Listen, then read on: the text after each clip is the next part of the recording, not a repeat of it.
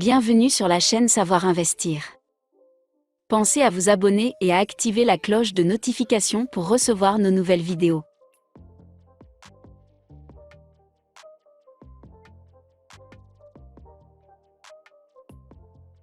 Les obligations.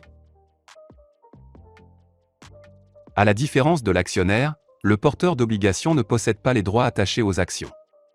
En effet, il n'est pas propriétaire de l'entreprise mais créancier car l'obligation matérialise une part d'un emprunt réalisé par l'entreprise. Les entreprises publiques, SNCF, EDF, RATP, l'État, les collectivités locales ou les entreprises privées peuvent également émettre des obligations. Le possesseur d'une obligation est simplement assuré, sauf défaillance de l'émetteur, de percevoir régulièrement un intérêt et de voir sa créance remboursée à l'échéance.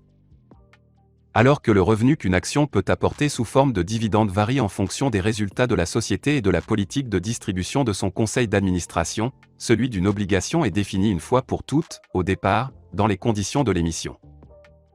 Vous entendrez notamment parler de « valeur à revenu fixe » concernant les obligations à taux variable. En effet, le taux d'intérêt de l'obligation évolue en fonction du cours de celle-ci, de façon à ce que son détenteur reçoive toujours un revenu fixe. Prenons un exemple pour mieux comprendre. Exemple 1. Le contrat d'émission précise que le taux d'intérêt d'une obligation est de 5% et le nominal de 1000 €. Vous devrez donc percevoir chaque année 50 €, 5% de 1000 €. Si le cours de l'obligation baisse de 1000 à 900 €, le taux s'adaptera de façon à ce que vous touchiez toujours 50 € de revenu annuel.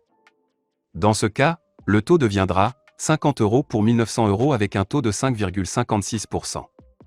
A l'inverse, si le cours de l'obligation monte, le taux descend. Mais vous êtes assuré de toujours percevoir le même revenu, et ce quel que soit le cours de l'obligation. Les valeurs à revenu fixe peuvent être émises par l'État, des services et établissements publics ou semi-publics, des collectivités locales, des organismes coopératifs ou des sociétés privées. Exemple 2. La SNCF émet une obligation de 1000 € de montant nominal en 2015. Le taux d'intérêt est de 4% et le remboursement se fera en 2016. Si vous achetez cette obligation, vous la paierez 1000 € en 2015 lors de son émission. De 2015 à 2020, vous toucherez chaque année un coupon de 4%, soit 40 €, et en 2020, la SNCF vous remboursera les 1000 € de l'obligation. Une obligation se définit par le nom de son émetteur, son taux d'intérêt ou sa référence de taux variable, son année d'émission et sa durée. Le nominal, une indication également utile à connaître, est le montant auquel a été émise l'obligation.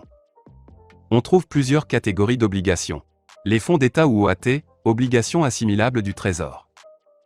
Ces obligations sont émises en fonction des besoins du Trésor pour financer ses comptes. La garantie de remboursement est très importante car il s'agit d'une créance sur l'État et, à moins que ce dernier ne fasse faillite, le risque est très faible.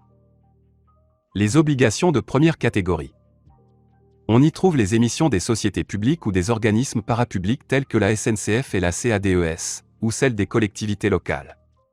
Tous ces emprunts offrent une sécurité analogue à celle des émissions de l'État puisque ce dernier leur accorde sa garantie. On peut aussi ajouter dans cette catégorie les emprunts des organismes supranationaux comme l'ONU ou le FMI. Les obligations de seconde catégorie du secteur privé. Elles sont émises par des entreprises privées ou des organismes semi-publics qui n'ont pas reçu la garantie de l'État pour certains de leurs emprunts, celui-ci fait payer sa garantie aux établissements publics. Ces obligations offrent une garantie qui dépend de la qualité de la signature de l'émetteur. Plus l'entreprise est en bonne santé, plus faible est le risque encouru. La notion de signature. Comme nous venons de le voir, il peut exister, concernant le remboursement des obligations, un risque qui est fonction de l'émetteur. Pour mieux quantifier ce risque, des agences internationales de notation, rating, se chargent d'évaluer la qualité de l'émetteur, sa signature. Les fonds d'État rapportent un peu moins que les obligations du secteur public et semi-public, lesquelles offrent un intérêt inférieur à celui du secteur privé. Au sein de ce dernier, les taux peuvent varier de manière relativement marquée selon la qualité des signatures.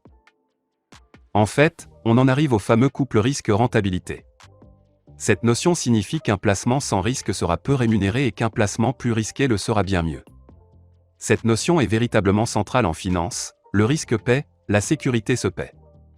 Il n'existe pas de placement miracle présentant un risque très faible avec un fort taux de rentabilité. La fiscalité des obligations.